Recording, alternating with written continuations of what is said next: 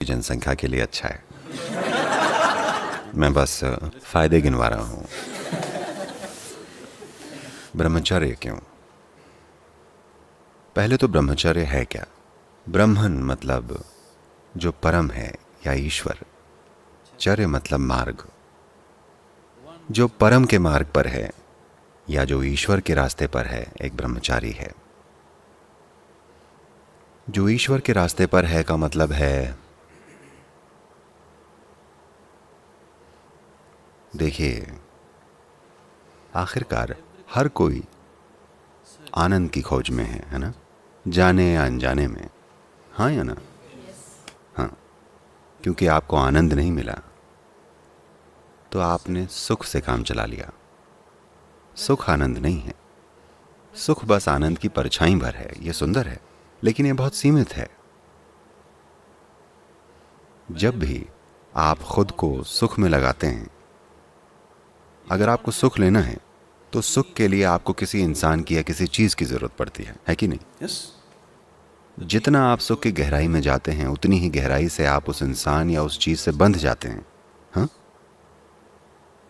मान लीजिए ये चीज या ये व्यक्ति आपसे ले लिया जाए तो आप टूट जाएंगे, है कि नहीं? अगर आपका सुख के साथ बड़ा गहरा जुड़ाव है तो वो चीज या वो इंसान जिससे आपको सुख मिलता है आपसे ले ली जाए तो आप टूट नहीं जाते। तो आपका अस्तित्व एक बड़ा बंधन बन जाता है। बंधन कोई ऐसी चीज नहीं है जिसका कोई मजा लेता है। आपके अंदर कुछ ऐसा है जो हमेशा हर एक बंधन से मुक्त हो जाना चाहता है ना? लेकिन अगर आप सुख खोजने में लग गए तो आप खुशी खुशी अपने आप ही ऐसी सीमाएं बना रहे हैं जिन्हें आप पार नहीं कर सकते। बुरी लगने वाली सीमाओं को आप तोड़ सकते हैं, है कि नहीं? अच्छी लगने वाली सीमाओं को आप नहीं तोड़ सकते, है ना? अपनी बहुत सारी जंजीरों पर आपने सोने का पानी चढ़ा रखा है और आप उन्हें गहनों की तरह पहनते हैं कि नहीं? अपनी सीमाओं का आप जश्न मनाते हैं। एक बार आप अपनी सीमाओं का जश्न मनाने लग गए तो फिर उनसे मुक्त होने का कोई रास्ता नहीं है। तो ब्रह्मचर्य का मतलब है कि आप ईश्वर के रास्ते पर हैं। इसका मतलब है कि इस तरफ पहला कदम यह है कि आप अपने स्वभाव से ही प्रसन्न हैं। जब भी आप बहुत खुश या आनंदित होते हैं, आपने देखा है, ऐसा लगता है कि आपको किसी चीज की जरूरत नहीं है। हाँ? किसी एक दिन जब आप बहुत खुश होते हैं, अगर आप खाना ना खाएं, सोएं ना, कोई फर्क नहीं पड़ता, होता है ना? अगर आप ना खुश हैं तो हर चीज बढ़िया होनी चाहिए। आप दुनिया में हर चीज के बारे में शिकायत करते हैं, है कि नहीं? जब आप सच में आनंदित होते हैं तो देखिए, यह आपको मुक्त कर देता है। जब आप नाखुश होते हैं तो हर चीज महत्वपूर्ण होती है। हर चीज एक विशेष तरीके से होनी चाहिए। हर चीज के लिए आप शिकायत करते हैं। नाखुश लोग हमेशा शिकायत करते हैं। खुश लोगों के साथ काम करना, उनके साथ होना हमेशा आसान होता है, क्योंकि जब आप खुश होते हैं तो कुछ और मायने नहीं रखता। हर चीज लचीली होती है। तो आजादी किसमें है? आनंद आजादी है या सुख आजादी है? साफ है, आनंद आजादी है कि नहीं? तो आप देख रहे हैं कि प्रसन्न कैसे रहा जाए। अगर आपने इसे बाहर ढूंढा तो आप अपने आप सुख खोजने वाले बन जाएंगे। आनंद का स्रोत तो वैसे भी आपके अंदर है। जब भी आप खुश थे तो खुशी आपके अंदर महसूस हुई थी या ये बाहर से आप पर बरसी थी? ये हमेशा आपके अंदर होती है कि नहीं? तो अगर खुशी का स्रोत आपके अंदर है तो इसे बाहर खोजना एक बेवकूफी भरा काम है। हाँ? होता यह है कि खुशी का स्रोत आपके भीतर है।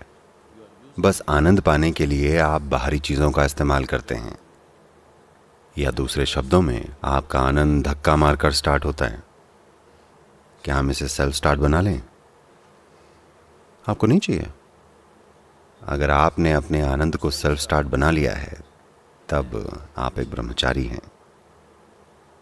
अब आप ईश्वर के रास्ते पर हैं। आप अपने स्वभाव से ही आनंदित हैं। क्या यहाँ के सारे ब्रह्मचारी ऐसे बन गए हैं?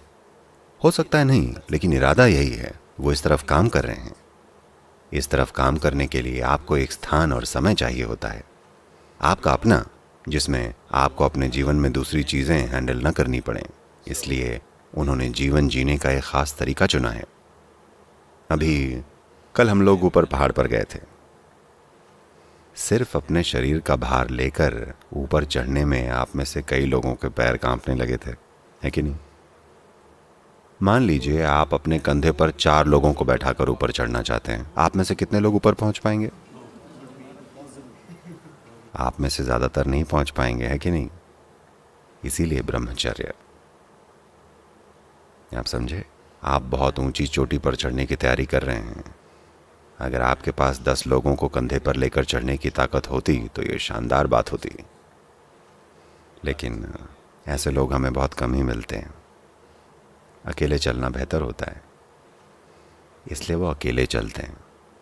अभी आपकी समस्या ये है कि जब तक आप 14 के हुए, आपकी बुद्धि हॉर्मोन्स ने हर ली, इतनी ज़्यादा कि आप समझ ही नहीं पाते या ये मान ही नहीं पाते कि इनसे मुक्त कैसे होना है। कोई यहाँ बस बैठे बैठे खुश रह सकता है। उन्हें शादी करने की ज़रूरत नहीं है, उन्हें आदमी या औरत के पीछे भागने की ज़रूरत नहीं है, उन्हें ऐसा या वैसा करने की ज़रूरत नहीं है। वो बस जीवन में साधारण चीज़ें करके खुश हैं, आपसे ज़्यादा आनंदित हैं, आपसे ज़्यादा तीव्र हैं। तो क्या इसका मतलब है कि आप सबको ब्रह्मचारी बन जाना चाहिए? नहीं, आप सभी को अंदर से ब्रह्मचारी बनना चाहिए। In terms of lifestyle, not necessarily. Brahmacharya does not mean just celibacy. जीवन शैली के मामले में वो जरूरी नहीं है। ब्रह्मचर्य का मतलब सिर्फ कुंवारा रहना नहीं है, ठीक है? ब्रह्मचारी बनने के लिए ये बहुत सारे पहलुओं में से बस एक है जिसे मदद के लिए लिया गया है। ब्रह्मचर्य यानी आप दिव्य के रास्ते पर चल रहे हैं, मतलब आप अपने स्वभाव से ही परम आनंदित हैं। आप शादीशुदा होकर भी ब्रह्मचारी हो सकते हैं, ये संभव है, क्योंकि आप अपने स्वभाव से ही आनंदित हैं। आप अपने पति या पत्नी से आनंद निचोड़ने की कोशिश नहीं कर रहे हैं, आप अपने स्वभाव से ही आनंदित हैं। ये ऐसे ही होना चाहिए। पूरे संसार को ब्रह्मचारी होना चाहिए, है कि नहीं? हर किसी को अपने स्वभाव से आनंदित रहना चाहिए। अगर 2 लोग मिलते हैं तो ये खुशी बांटने के लिए होना चाहिए, ना कि एक दूसरे से खुशी ऐंठने के लिए, है कि नहीं? तो जिन्होंने ये फैसला लिया है कि उन्हें किसी दूसरे से खुशी नहीं ऐंठनी है, बल्कि उन्हें अपने ही भीतर की खुशी का स्रोत पाना है, उन्होंने ब्रह्मचर्य ले लिया है। और एक खास व्यवस्था क्यों बनाई गई है? उन्हें सिर्फ उनके आत्मज्ञान के लिए नहीं अपनाया गया है। अगर ये सिर्फ उनके आत्मज्ञान की बात होती तो हम कितने ही दूसरे तरीकों से ऐसा कर सकते थे। आप में से कितनों ने आम खाया है? आपने आम खाया है? हाँ, आपने आम खाया है? नहीं? आप में से कितनों ने आम का पेड़ लगाया है?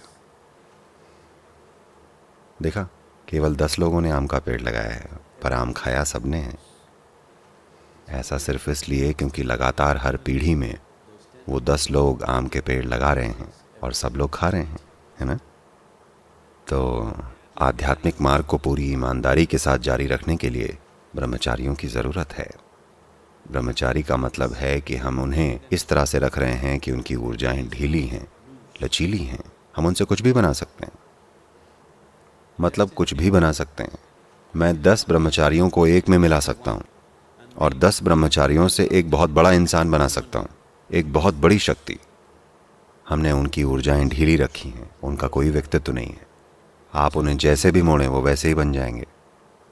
देखिए, अगर हम एक उदाहरण लें तो आप एक मिट्टी के बर्तन की तरह हैं। आप एक कार्मिक बर्तन जैसे हैं। कुछ विशेष कर्मों ने, विशेष प्रभावों ने आपको एक विशेष रूप दिया है। हाँ? जीवन की प्रक्रिया के साथ अब आप एक विशेष प्रकार के इंसान बन गए हैं। जब आप बच्चे थे तो ये काफ़ी लचीला था, जब आप युवा थे तब ये थोड़ा कड़ा हो गया, जब तक आप वयस्क होते हैं ये बिल्कुल कड़ा हो जाता है। ये ऐसा है जैसे हम देख सकते हैं कि बर्तन धीरे धीरे जीवन की प्रक्रिया के साथ पक रहा है।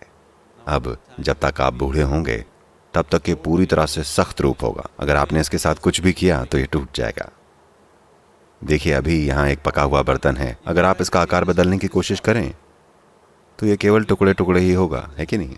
लेकिन जब ये पका नहीं था तब आप आसानी से इसको मोड़कर कुछ भी बना सकते थे। आपने 10 कच्चे बर्तन बनाए, कल आपको ये अच्छे नहीं लगे तो आप इन सबको एक साथ जोड़कर एक बड़ा बर्तन बना सकते हैं, है कि नहीं? अब हम पके हुओं को कच्चा बना रहे हैं। हम उन्हें उस अवस्था तक कच्चा बना रहे हैं जहां वो बहुत लचीले हो जाएं। हम उन्हें कोई भी आकार, कोई भी रूप दे सकते हैं। तो ब्रह्मचारी उस तरफ काम कर रहे हैं। ये एक बहुत बड़ी साधना है, ये वैसा नहीं है। जानते हैं, जैसे दुनिया के दूसरे सिस्टम कर रहे हैं कि वो बस शादी न करने की कसम खा लेते हैं। ये वैसा नहीं है। वो अपनी ऊर्जाओं के साथ क्या करते हैं उसका पूरा का पूरा एक सिस्टम है। अंदरूनी तौर पर बहुत बड़ा काम किया जा रहा है। ये इसका बहुत छोटा हिस्सा है। जो आपको दिख रहा है कि उन्होंने शादी नहीं की, ये इसका बहुत छोटा हिस्सा है। बाकी का बहुत अंदरूनी है। और ऐसे लोग जो दूसरों की भलाई के लिए खुद को समर्पित करना चाहते हैं, उनकी समाज में ज़रूरत है। किसी भी समय, किसी भी समाज में दूसरों की भलाई सोचने वाला अगर कोई भी नहीं है तो वह समाज निश्चित ही बर्बादी की तरफ बढ़ रहा है। पक्का। अभी इस समाज के साथ यही चीज़ हुई है। बहुत कम लोग हैं जो दूसरों की भलाई के बारे में सोच रहे हैं। बाकी सब मेरा क्या, मेरा क्या, मेरा क्या। अगर कुछ प्रतिशत लोग अपनी भलाई से परे सोच रहे हैं, सिर्फ तभी समाज संतुलित और स्थिर रहेगा। नहीं तो समाज बस बर्बाद होता चला जाएगा। क्या यह महत्वपूर्ण नहीं है कि कुछ लोग हैं जो अपनी भलाई, अपने जीवन के बारे में नहीं सोचते हैं। वो देखते हैं कि ये सब दूसरों के लिए कैसे संभव हो। तो आध्यात्मिकता की प्राचीन शुद्धता बनाए रखने के लिए और इसे पीढ़ी दर पीढ़ी प्रसारित करने के लिए ब्रह्मचारी भविष्य के लिए एक निवेश हैं। एक छोटे मूल समूह की ज़रूरत है। सबको ये करने की ज़रूरत नहीं है और न ही हम सबको लेंगे। हर साल ब्रह्मचर्य के सैकड़ों आवेदन आते हैं। हम उनमें से बस 8-10 लोगों को लेते हैं। बहुत सारे गुणों को देखते हुए और तमाम संभावनाओं को देखकर हम हर किसी को नहीं लेते, क्योंकि ये ज़रूरी नहीं है और न ही वो ऐसे बन पाएंगे और न ही वो उतनी साधना कर पाएंगे जिसकी ज़रूरत है या जो उनसे अपेक्षित है। आपका अस्तित्व लचीला और जागरूक बनना चाहिए, जिससे आप खुद को किसी भी तरह का बर्तन बना सकें। क्या ऐसी आज़ादी अच्छी चीज़ नहीं है? यही ब्रह्मचर्य है।